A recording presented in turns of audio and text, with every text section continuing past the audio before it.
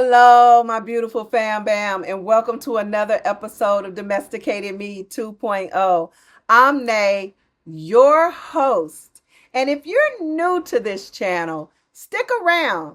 These episodes are only 15 minutes long, and you might just hear something that you like I share that you would make you want to become part of the fam bam too. Our channel is dedicated to openness, thoughtfulness, and spiritual enhancement. So, whether you are new to your spiritual journey or whether you're an ascending master willing to share some of the knowledge that you've learned over the ages, we welcome you here to Domesticated Me. The uniqueness about this channel is that we infuse your everyday life with your spiritual journey in such a down to earth way. Trust me, we're down to earth here. We're not coming from no high spot. We're coming from a place of definitely testimony in our lives and where we have seen our spiritual journey just blossom. And we just want to share that with you. And we want you to share your spiritual journey with us. So, with all of that being said, let's just jump into this next episode that we are talking about today, and that is cash currency versus time currency. That's right, the green stuff versus your time. Now, a little backstory on this is over the last few days, I have been hearing the word bartering in my ear. Like it was just been ringing that particular word. And so I said, self, if you know me, is bartering coming back? And self said, yes. And I said, okay, well, wait a minute. Let me redefine that because there is bartering happening. And I want to know, is bartering coming back in such a way in which it will be very prevalent in our society today? Self says, yes. Bartering is going to be used to help people move along in their journey. Right now, there are so many entrepreneurs popping onto the scene or people that want to get their certain products out. They want to get their creations out because they do realize that they are a creator. You are a co-creator and you're realizing that at a high rate. And so a lot of us co-creators aren't moving forward because we believe that we just don't have enough of the green stuff. We're waiting on the green stuff. We're waiting on lottery numbers. We're waiting on to have enough of the green stuff in order to move forward with what it is that we are trying to do in this purpose-driven life that we have, our journey. And so the particular concept of time currency is related to how you're going to be able to do that without so much putting all of your thought process into chasing cash currency. So let's talk about cash currency over the ages and kind of just unpack where it's going and how I come to this particular thought process that I have that I want to share for you today. For centuries and centuries and centuries before coins and paper money, bartering was the dominant system. It's what people did. People might trade a bushel of wheat, go into town, see the blacksmith, trade that for services that the blacksmith may have. Maybe they needed a new saddle for their horse. Maybe they needed some new shoes for themselves, but they would trade that. And it would be no exchange, no robbery type thing in a lot of instances. But in some instances, there were people that had more things to exchange or more resources. And it wasn't really a practical or even system because of that. Even in those times when we think biblically, those of us that are domesticated Christians, the tithes that they said bring to the storehouse were portions of the harvest. And the portions of the harvest that was brought to the storehouse was meant to support the community at times when there would be no harvest. So even in the tithes that we now traditionally use form of money to pay, like we go in, we put the money in the collection plate, or send it through PayPal or whatever however you're paying your tithes now. In those times, your tithes were what your harvest was a portion of your harvest. Now, Moving on to what the universe said, well, this is impractical. This is it's time for an evolution. So precious metals, gold and silver, had to pop out and show everybody that it would be easier to transport, it would be easier to divide, it was more valuable, more durable than the old system. And so this system came into play, and it was the early forms of money. Just gold and silver. That's what you did. Is you use gold and silver. If you watch some of them old westerns, you would see sometimes people would have gold and silver in like a little satchel bag, and then sometimes it'll be wagons of it, because those was the multi-rich people back then that needed to transport their gold and their silver or their money in wagons.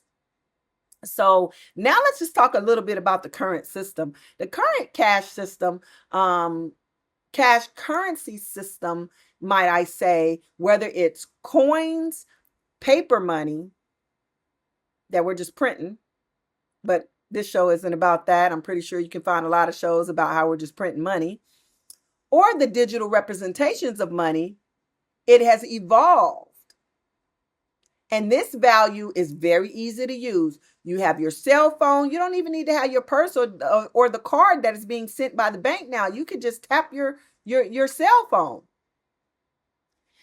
And the digital currency, like the coins, the cryptocurrency, is really interesting in how it is popping onto the scene too. That's not what my show is about. I don't know much about that. But what I do know, I've noticed that these ATM machines are showing up in different establishments where you could take your cryptocurrency card and exchange it for cash, so that you can use that cash in the establishment that is not yet accepting cryptocurrency.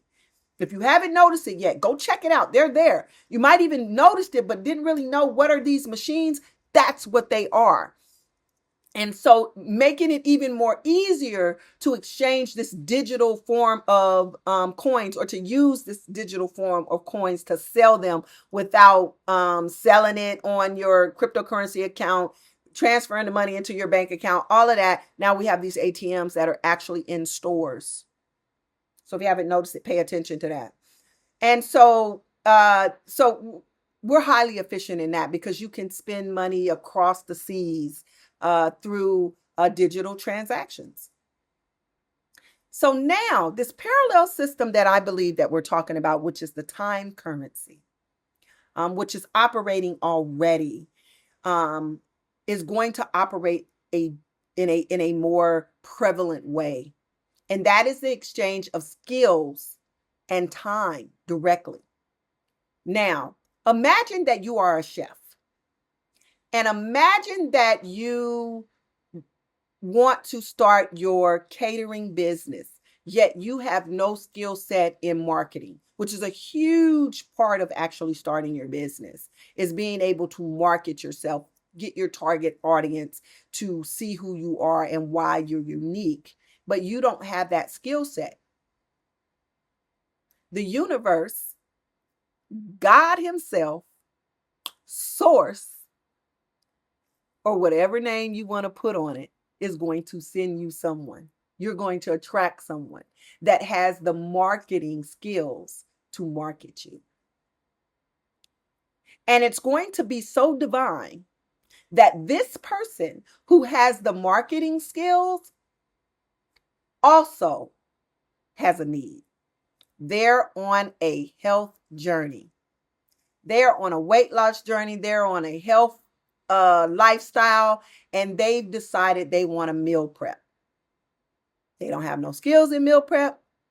They really don't know what meal prep is about, or maybe they just don't simply have the time to do their meal prep.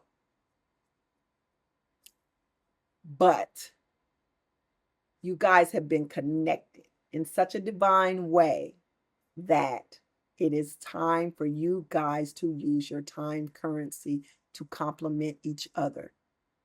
Make it a twofer. This is really what I believe is happening, because I see so many people in my day-to-day conversations about them not being able to get to the next level because they don't have enough money. that they're not realizing that they don't need money, they need relationships. And they can make it a twofer.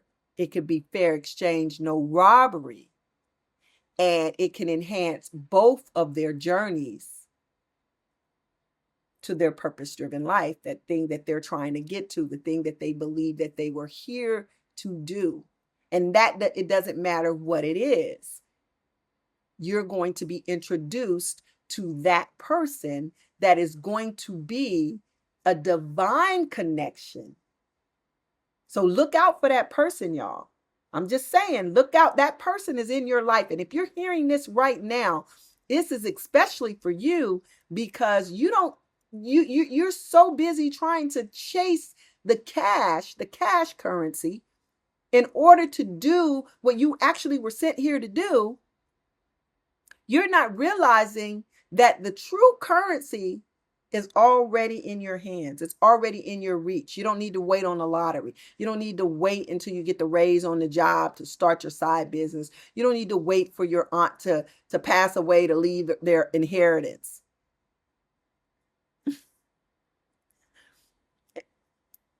And so before I get into this next portion, if you've liked any portion of what I said right now, how about right now you make that commitment to subscribe?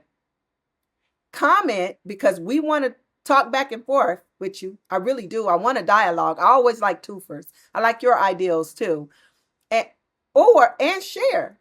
If you think it's valuable for you, trust me, it's going to be valuable for one of your friends or someone that is you're connected with out there in the social media world. So go ahead and share my page, and let's build this family together.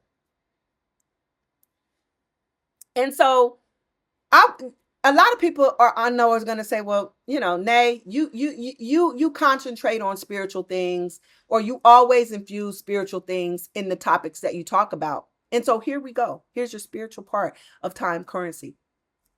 Time currency can be a very powerful metaphor for spiritual growth, because it emphasizes the investment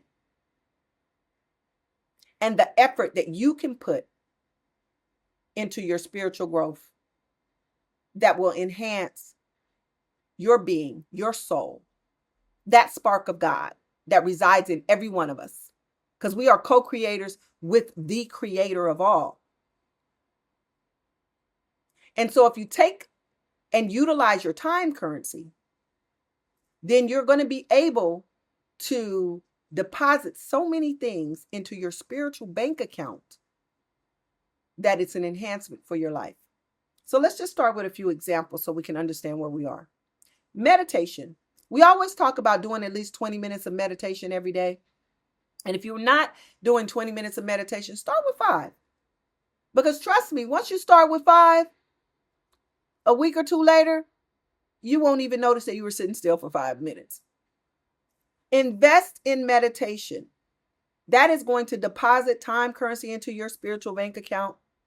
Dividends are going to increase in awareness, in emotional regulation. You're able to master your emotions, and a deeper connection with the present moment. That's what meditation does for you. Shows you where you are right now. You're not living in the past, and you're not living in the future. You're just living in the present moment. Acts of service. Volunteering your time to help others through community service or simple acts of kindness. Paying things forward. If you're hearing this right now and you haven't paid something forward recently or did a simple act of kindness, try it. Pay for the person's coffee. Pay for the person's donut. Because that's a form of spiritual investment, and the return becomes a sense of purpose, compassion, interconnectedness with other people, and it definitely is a relationship builder. Because imagine the person's coffee you pay for is that marketer that the universe had been connecting you to, that the great I am wanted to introduce you to.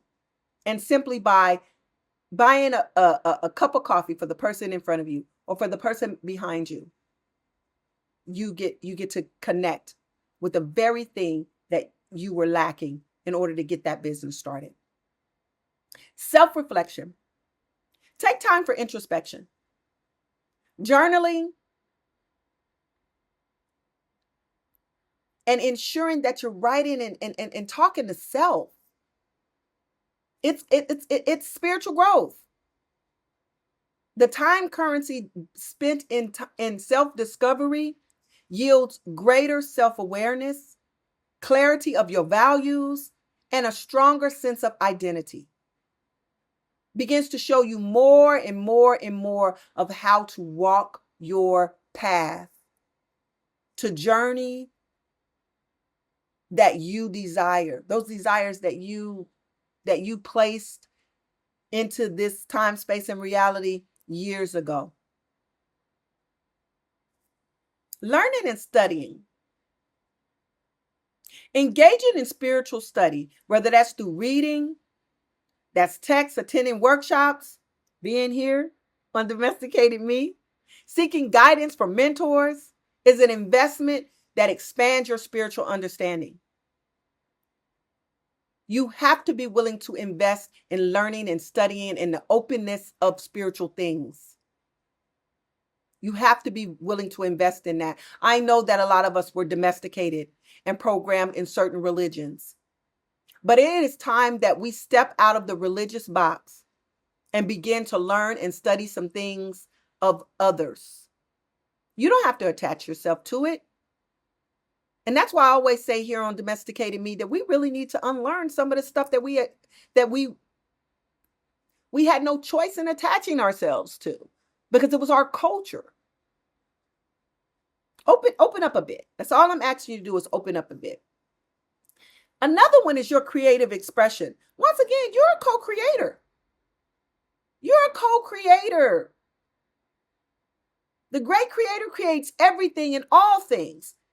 But he, she, and I'm using words that mean, not much, but I'm just going to say those words, have given you this power to create with I am.